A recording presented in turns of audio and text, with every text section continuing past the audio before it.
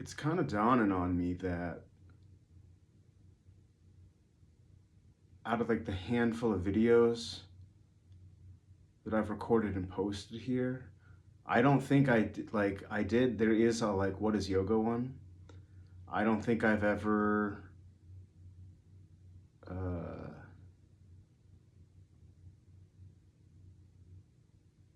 recorded like, I've certainly written and thought, I've like voice recorded to myself a lot about this subject of Tai Chi. I've talked about it a lot everywhere. Like I've talked about it a lot everywhere except for here, which is kind of funny. So, um, I find myself lately really wanting to encourage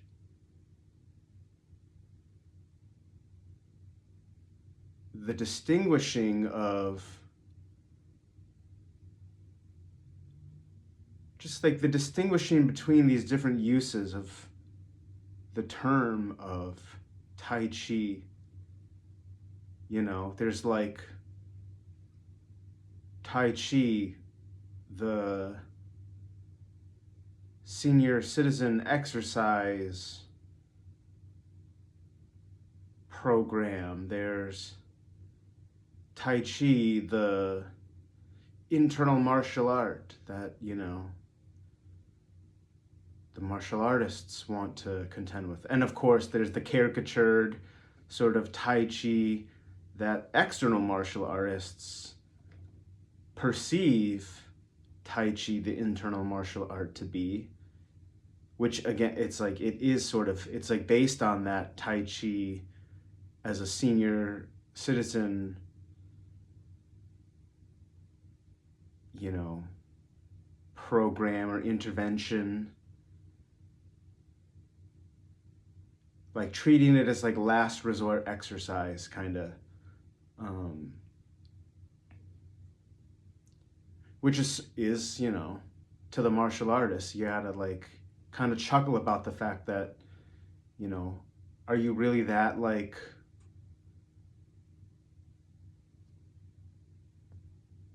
are you being that willfully like dense to be like, oh, tight, you know,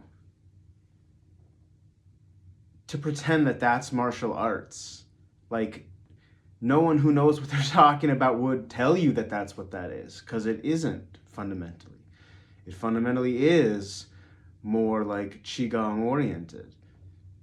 And so, and yeah, to be fair, also, so many people, if you say Tai Chi, they're thinking about like Qigong and aren't really contemplating martial arts. Certainly not in a serious way, again, as per the external martial artists who would like poo poo it. It's like, yeah, I get that they're not thinking about it as martial arts, but then like people who have just no clue out of pure kind of cultural naivete or just like, you know, being unfamiliar. I don't think I guess I don't remember what life before, what my perspective on it would have been before it became something I was proactively like studying and training and practicing. I digress. The point is, we've got like, I don't know, that's probably like 4 different sort of accountings of like, what is Tai Chi? It is like, you know, there's that, the senior citizen exercise version, there's the bogus martial art version, there's the legitimate martial art version, and yeah, what I would maybe think of as like the intentionally not martial art version, which is to say it is like the senior citizen version kind of, but we're not bothering with the like, you know, it is a much more Qigong or like Dao Yin kind of oriented practice. So that's 4. And of course, I'm a nerd and really prefer the version of Tai Chi I want to be talked about more is like the one from like the physics domain. I want someone to take, just like very simplistically, it's not even like a tall ask intellectually, to be like, don't you see how this Tai Chi is present in both of the modes of mechanics that we're like working with as human beings? The classical mechanics, which we've, honestly, it would seem like, we've all but mastered that just about. I mean, we've pulled off a lot in terms of, we clearly understand it pretty good because look at all the stuff we're able to do. And I would contend, right, this is where I would need someone smarter than me to tell me if the metaphor or like the analogy, is it still appropriate for me to think of this as a Tai Chi, as an expression of the Tai Chi, as the Tai Chi, made manifest, whatever. The very fact of quantum mechanics is in accordance with the Tai Chi principle. There's this whole set of classical mechanics. Of course, there would be the quantum mechanics. Of course, there would be this, call it whatever you want. What it's called isn't even the point, and almost what it does and doesn't do isn't even the point. Just the very fact of its existence is the point, which is to say, Tai Chi. That's like what we're talking about.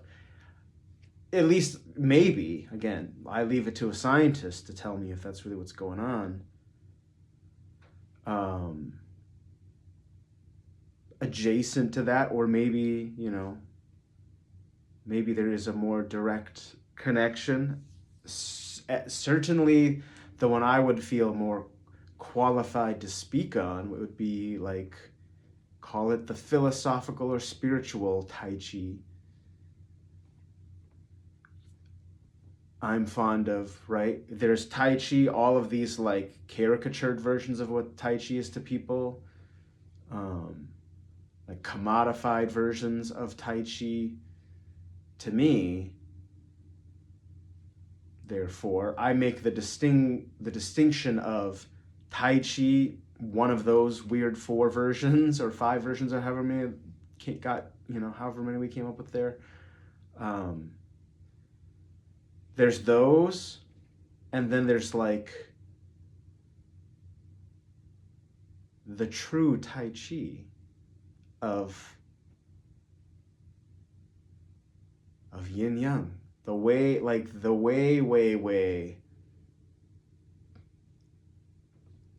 call it the even beyond the cosmological one,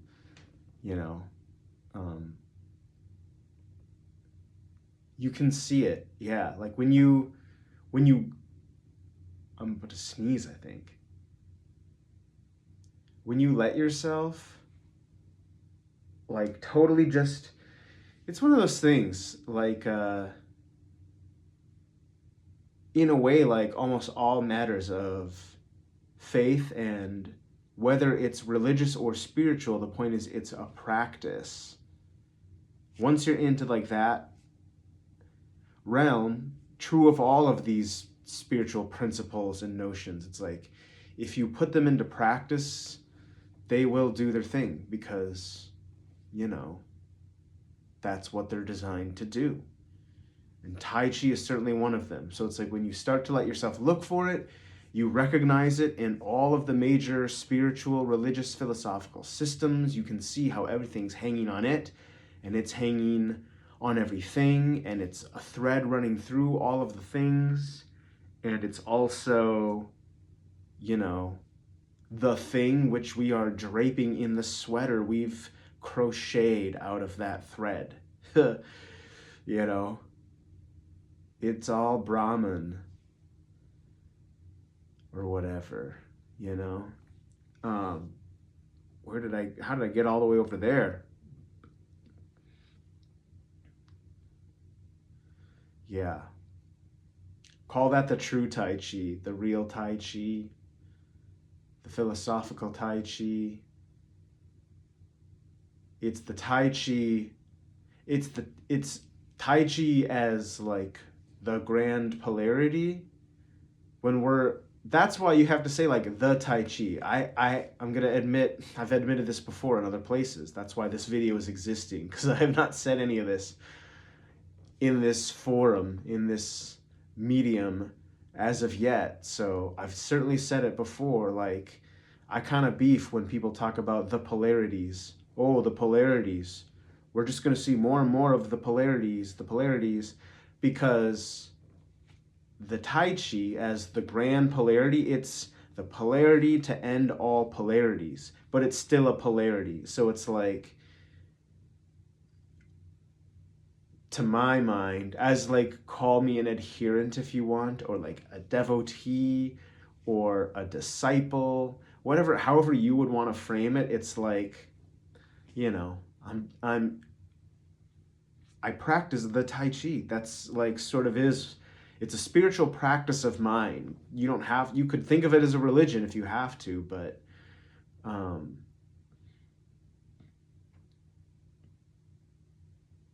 it's certainly a spiritual practice of mine. And, you know, again, I see it as applicable if you need it to be quote unquote derived from religions. Fair enough. It doesn't matter, because of, by virtue of what the Tai Chi is, it's like you can be, I'm not I'm not arguing with, like, you know, I'm okay with that version of like looking at the situation. I certainly don't claim to like know, but you know, I can say for sure that yes, there's a coherent relationship between the Taiji and every major religious system, every even obscure religious system I've ever come across. There's something, you know, it's a description of something endemic to the human experience. And it is in that way akin to like Buddhism, where, you know, you don't need to believe anything. It's like, believe whatever you want, but do look around and like, I mean, can you say with real sincerity, can you truly honestly say that like there's no like suffering, everything's fine? If you can, wow. But most likely, if you're being honest, you know, there is, use whatever description you want there, you know, carve out whatever contour you need to like, to allow yourself to grasp what we're trying to say. Because again, it's not that we're trying to trick you. The Buddhist thing isn't trying to trick you. It's merely reminding you like, hey, don't forget, you know, are you aware of, it's basically asking like, are you aware of your discontentments? And if you're a normal person, you've got so many of them. You got plenty of them. Yours might be niche and obscure or like weird, but you for sure have them. And again, yeah, congratulations if you have none, but most likely you do. For a lot of people, it would be the very fact that I just got accusatory like that. That would be one of so many they have, you know, that we could like easily set off in that moment. You know, everybody has them. Everybody's got at least some. At minimum, we endure the baseline physiological sufferings. That Saturn function, astrologically, if you want or will, you know, we are bound. And also, like, yeah, the cross of the angles, which I consider to be, I've gotten so far off the Tai Chi thing, and that makes me laugh.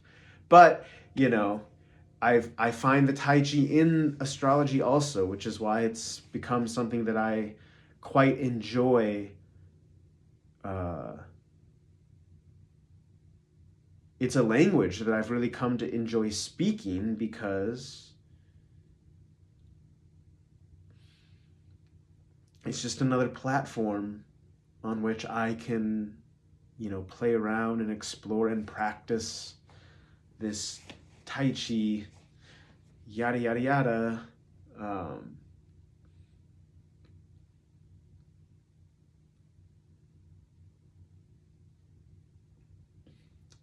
Yeah.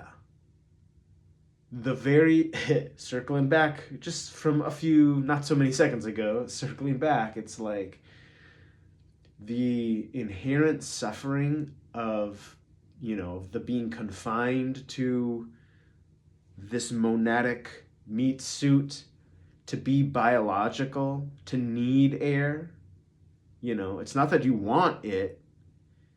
You do want it if you're not getting it, but like it's not even that, because it's not really a matter of like want, don't want. I mean, you know, the physiology itself wants the air. It's the classic kind of like bleak joke, but it's like, if your mind tries to stop breathing, if your mind is really good at it, then you will for a little bit. But if you're, kind of regularly wired, if you did manage to hold your breath long enough that you passed out, as soon as you passed out, your body would likely begin to respirate on its own, and then gradually you would come back.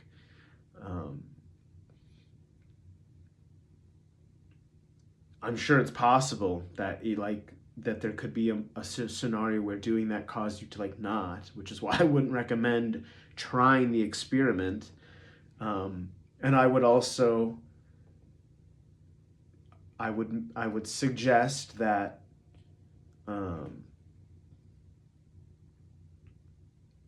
people who have like really developed pranayama practices probably are examples of how you can the workaround, the little hack to get around that like pass out and resume breathing feature. Basically, like, yeah, they could probably manage to stop their breathing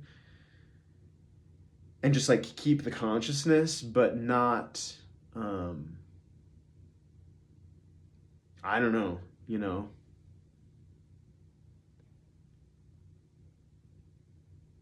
there's maybe like some ways to kind of like to do, I mean, maybe that is all what dropping your body is. I don't know. Anyways, I barely remember how I got to that.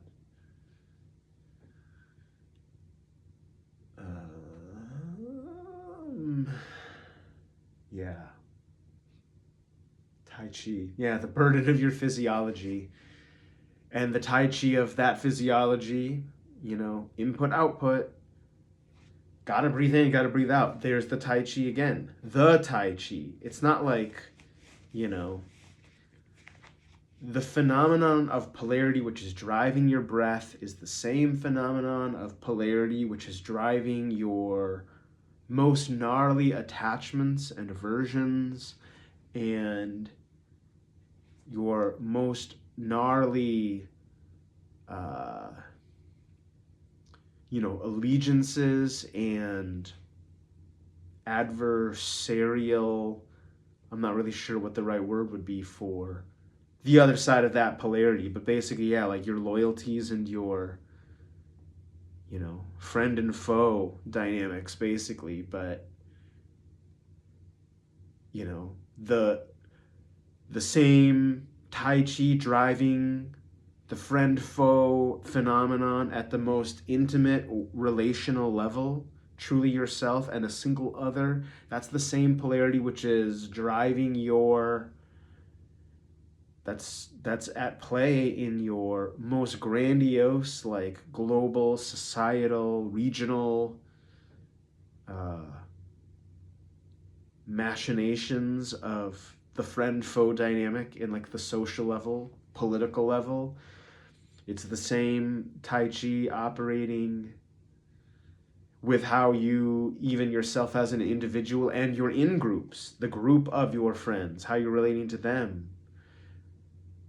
Two individual selves, one self and groupings of selves. That grouping of selves, the groups of people can be, pure something like friend and pure something like foe, certainly can be like mixes and whatever. There's like, it's so ripe, right? That the polarity, the Tai Chi, is showing up at all those levels. Because Tai Chi is, yeah, there's something. It's just like a something to do with like a certain scalability that Tai Chi operates on. So it's actually kind of like, I don't know, probably somehow like a math head would probably get mad at this, and I'm not trying to say that this is like a mathematical. I'm trying to use the math as like a metaphor, but it's like this is how it's like. There's no such thing as polarities. It's like it's more to do. It's like square root, or like not square rooting, but like exponential, using exponentials, or like something about scalar, like scalar increasing or something like that. It's not that there's just like more of polarity. It's like there is a polarity, there is like polarity, and then everything is just like smeared on it. Because again, it's like the phenomena itself we're talking about is a pole, most fundamentally, like a stick. Things that have rotation. We're talking about all of like the central axes of rotational actions everywhere in the universe. And it looks kind of like, pardon my bug eyes, and it looks kind of like, some people would suggest, like, all these like just a radical quantity of 0 points, each of which has at its core the Tai Chi, a grand polarity created by the 2 points, and the line segment between them creates a polar dynamic. And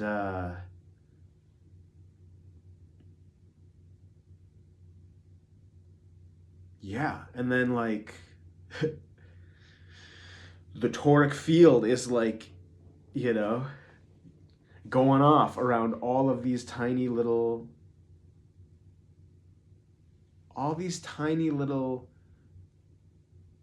axes of Taiji, billions of tiny Taiji,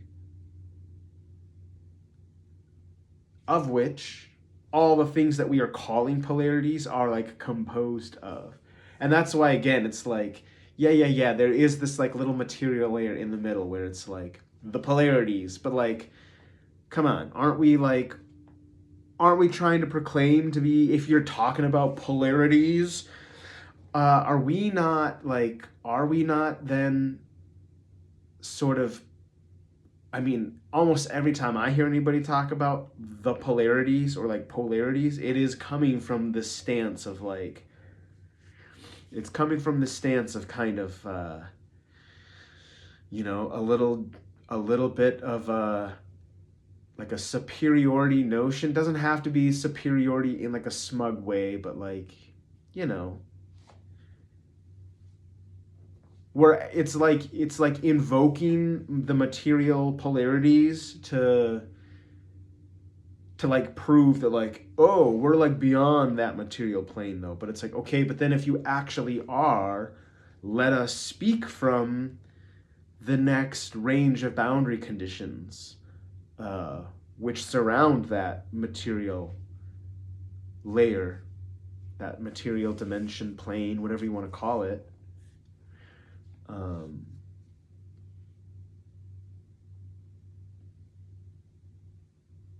Yeah, the scale bigger than all of that stuff, which honestly is like astrological scale, cosmological, whatever terminology will allow you to like accept it. But it's like, realize that what is this weird tuft doing up there? Don't love that. I forgot what I was talking about. The periodicity of the planets. Yeah. Frequency.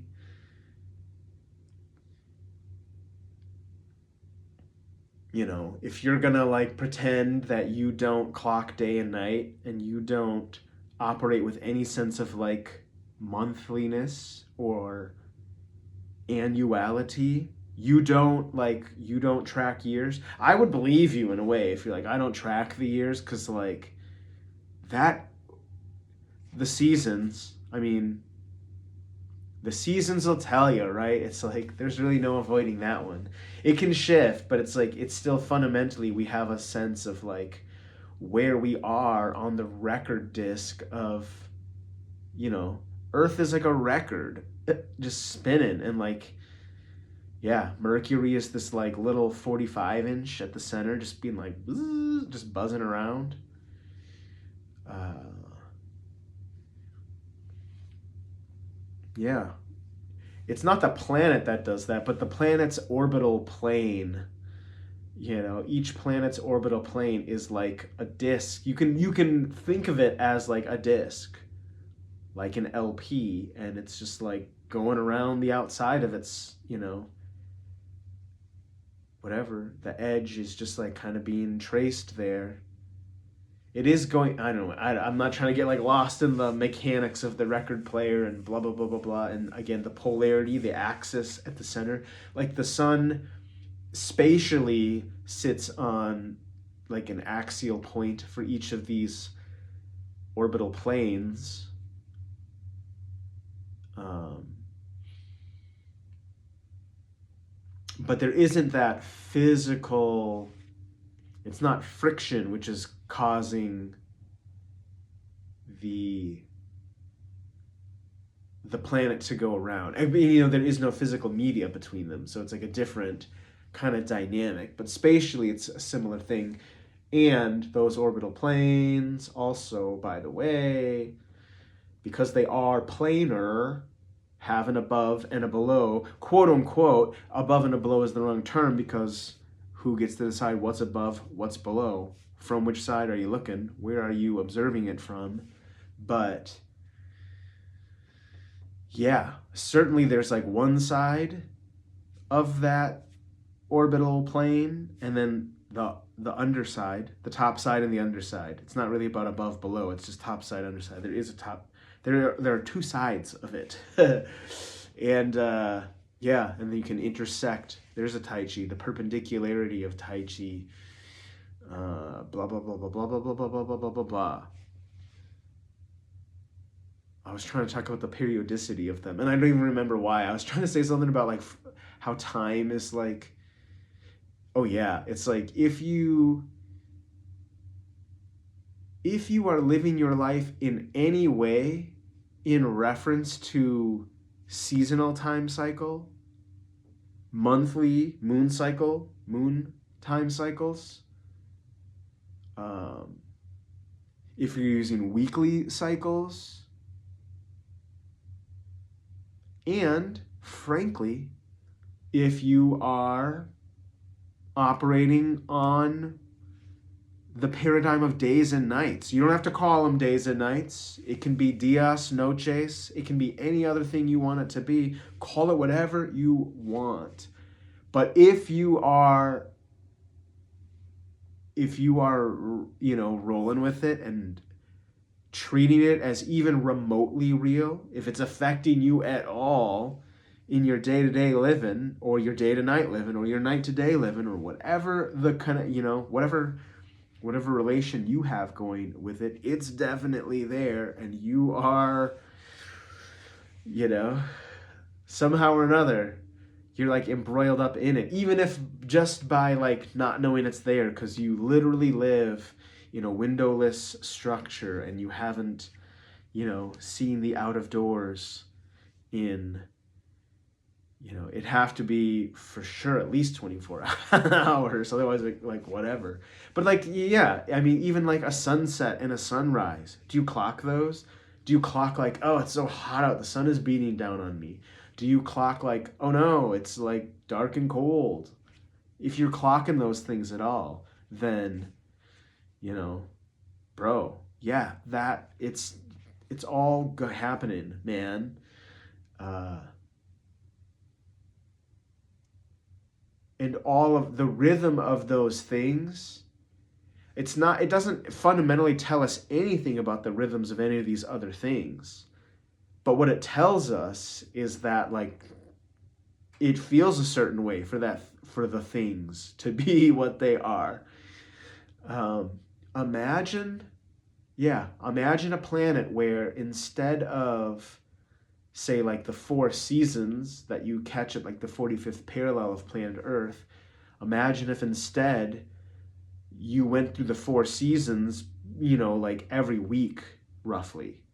Wouldn't that be crazy? Imagine if every week let's let Sunday be kind of the most yang, just for fun. We'll let Sunday is summer. So imagine, every Sunday it gets to be like 90 something degrees. And then by Tuesday, it's like, maybe more like 60, 50, cools off a fair bit. And then on, call it Thursday, Friday, it's like 0 degrees. Minnesota winter style. Maybe more like 20 degrees. Let's go 20. Below freezing. Lower than 30 degrees, we're going to say. Well, that's crazy. I guess I did that. I didn't parse that out very well. Sunday's going to be like 90. I wonder how to like break this. It's like Sunday's like 90. We'll make Monday 70. We'll make Tuesday 60. We'll make Thursday 40. We'll make... It's hard to get back up from there. It's got to be like a bigger jump somehow. We go from like, call it 90 to 60, 60 to 30.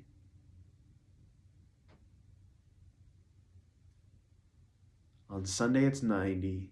On Monday, this is so funny that I'm recording this. I apologize if anyone's having to listen to this, but this is a half an hour in, and, I don't know, you could have helped me calculate this by now, potentially. Whatever, point being, imagine that every week you go through, every week the temperature goes from 90 all the way down to like below freezing and then goes all the way back up. Every week that happens. Can you imagine? And it's like, I can imagine. Yeah. That planet would be fucking wacky to live on. But also, like, honestly, I don't know. I like that kind of, the more I'm thinking about it, the more I'm like, actually, like, I think I could get down with that weather pattern.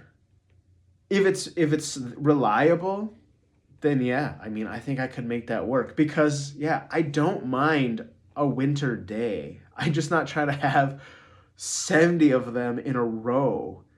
I'm not trying to be below freezing for more than 2 days at a time myself. Really, ideally, I could do without going to 0.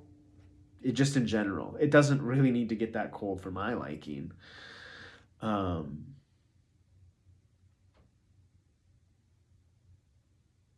But yeah, like once in a while, it's kind of fun. And even those like stupid below 0 days, not that it's so intense here ever, but like a 20 below 0 day, I don't want to do that more than a day.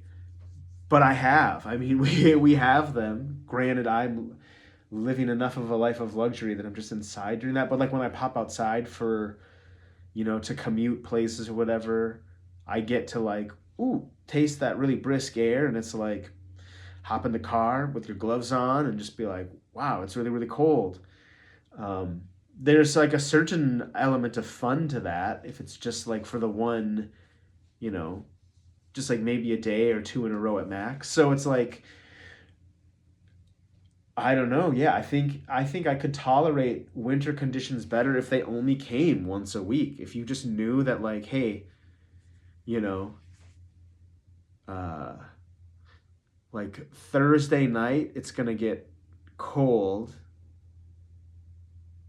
Yeah, Thursday and Friday, it's going to be like pretty cold. Overnight Thursday night, the temperature is going to drop down to like, heck, put it down to a single digit for all I care in a way. If we're If it's just overnight, yeah, bring it down to the teens. I'm into that. That doesn't bother me too much. If it's just one night a week, maybe every week, eventually I would get sick of that. But it kind of feels nice to be able to be like, to go through that whole cycle and just like understand that, yeah, like you're never without one or the other for too long. You get to have the feeling of summer returning every week, which is how Friday is for people, you know, which is funny, kind of, but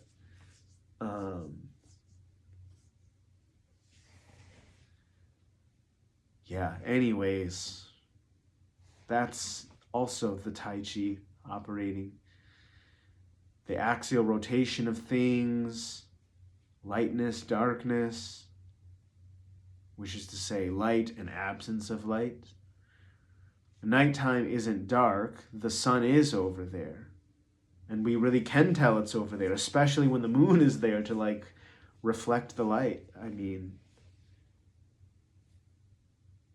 wow.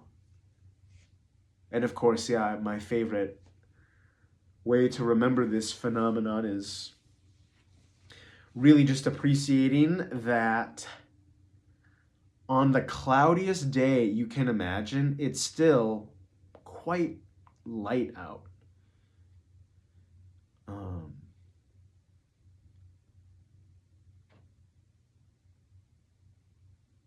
Certainly the cloudiest day can never match the darkest night. And of course, vice versa, it's like you can, if there's enough clouds,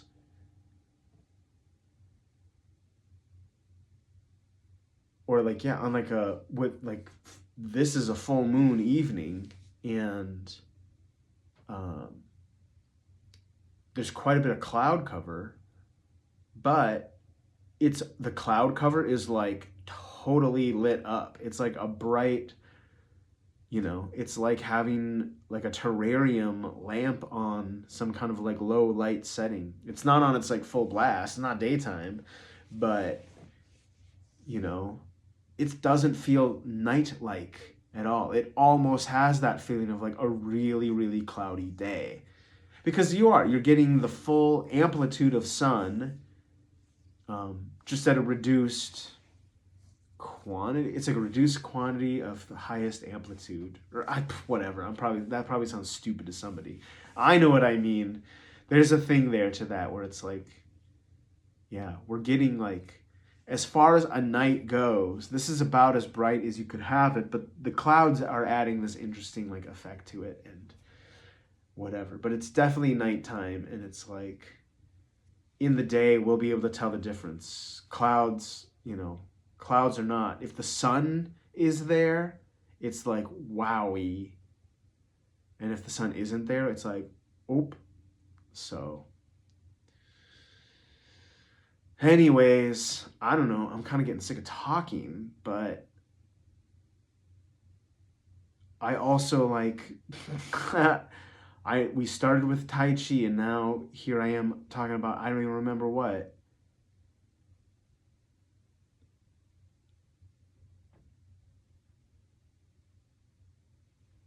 The Tai Chi, the true Tai Chi.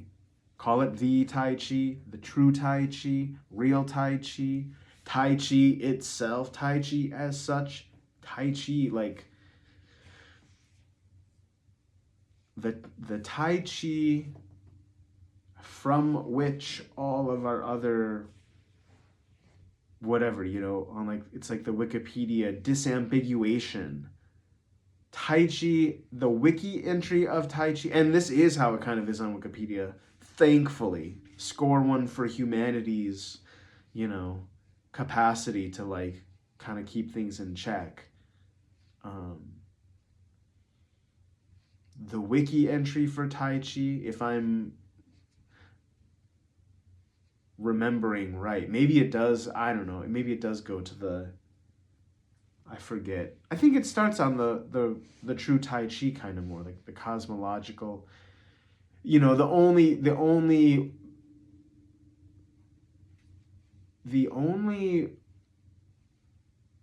the only gripe I would have about, I'm praising the Wikipedia entry, let's be clear. Like, I'm really grateful again that like humanity, the people who are kind of like tending to the Wikipedia space are smart enough to like really acknowledge like, okay, yeah, this the philosophical implications of Tai Chi are primary. They come first and foremost. That's like almost like an a priori kind of thing. And then all these other possible use cases of the phrase Tai Chi to reference whatever, those come after. That's like disambiguation. Those are disambiguation entries on the wiki page. The martial art and then kind of like this Qigong thing. I'll have to go. I probably will go look at the wiki page for Tai Chi after I do finish this, but yeah, that one, that's the most important one. And just personally, I wish we were talking about that one more, because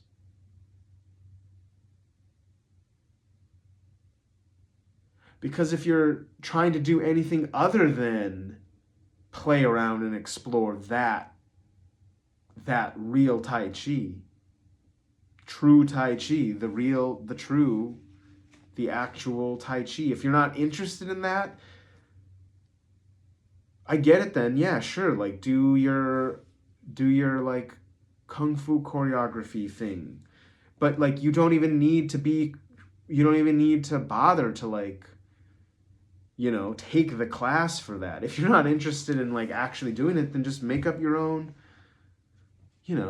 just see what they do and be like, oh, I'm going to try that. And just, yeah, move really slow. Look at your hand. Look at your hand. Just stare at your hand like a pothead. It's like, because that is part of the, like, that's why so many stoners and hippies and, whatever, even like partier kind of inebriators, people who use, and even some of those who surely do technically abuse substances. A great many of these types of people do have, a fair bit of wisdom to them. They have spiritual wisdom with them, we all do, but it's like they have that certain access to theirs because they have spent maybe, 7 hours just like slumped somewhere in a park, being like, just like looking at their hand, man. Wow. You ever just like look at your hand, man? Those drunk, everyone, maybe not everyone. I feel bad for the people who haven't, but like a great many of us have had that very beautiful human experience of being just like so drunk at a party, and like you just find yourself somehow kind of like a little bit away from the party, often, just like outside. It can happen inside too, but it's like, it would totally often be like you go outside to have a cigarette at a party, and then it just happens to be you, like there's like one other person there and you guys get to talking, and it's like you end up getting into some like kind of deep shit, and you're like, whoa, dude, like, that's a very precious, that's like a precious human experience.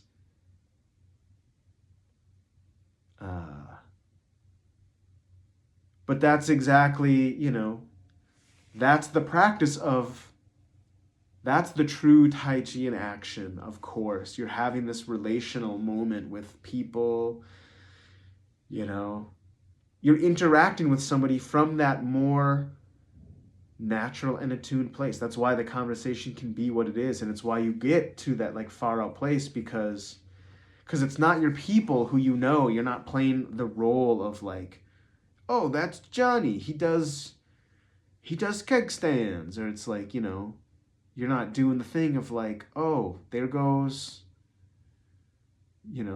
Tammy, she's like the one in our group who like, like leads the charge when we go to like the next stop on our, evening's agenda. It's like when you're free from having to fulfill a societal, cultural, relational expectation, when you're free from having to play a role, you get to stop the world together, basically. And that only works when it's two people who don't have business, who don't already have, you know, their relational narrative structures like sort of composed. You run into someone who's like a stranger, and it's like you both get to just meet completely in, you know, in like the construct space of the matrix. It's like, because that's the thing, yeah, like, and of course, as some people do, but it's like in that space, you could lie, you could make up a completely false, arbitrary, totally, yeah, like a totally fabricated presentation of who you are in that moment. If you're at a party, you could just tell somebody you're a billionaire.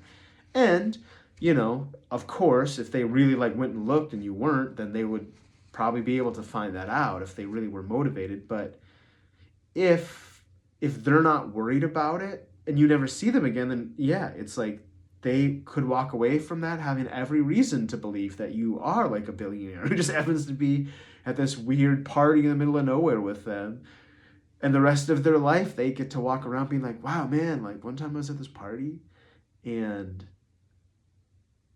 I met this like billionaire, and yeah, we like, you know, we like hung out in the back of this party, and like I gave him a cigarette. Ooh, it was cool. We talked about like, you know, we talked about like the universe, man, or whatever, you know. It's, I don't know what I'm talking about anymore, but stopping the world together, yeah. Because it's just more Tai Chi. You're both a little closer to the true Tai Chi in moments like that, because again, you are outside of that that like that narrative structure that you've kind of been like stitched into. You're still, you know, whatever, like in like more Akashic realms, or, you know, at like a heavier level of like predestiny type stuff, the mechanical laws of the universe, the computational universe, yada yada.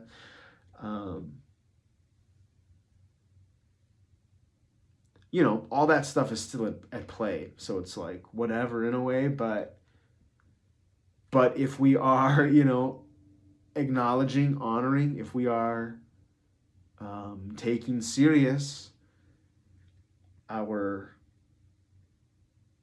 acknowledging the presence of the true Tai Chi in those stop the world interactions. I've already lost my train of thought again.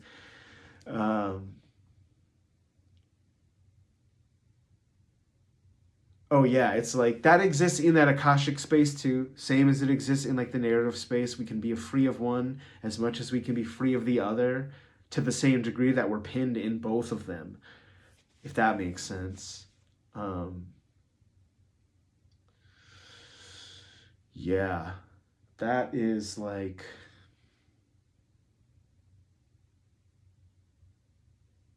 there's a lot more I could say, but my eyes are turning into raisins, and I think I just am getting sick of talking.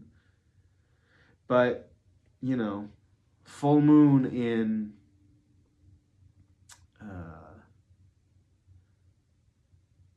full moon eclipse. The sun is in Pisces, the moon is in Virgo, 13th degree. And there's the backdrop of Neptune and Saturn in Aries, totally starting like resetting cycles for themselves. Like that's a big deal. Tons of stuff. I've written a little, just kind of like nonsensey stuff about it. It's on my blog. I might link it in the description. I might not, but if I do, then you can click on it, and if I don't, then you won't be able to. That's all I know about that.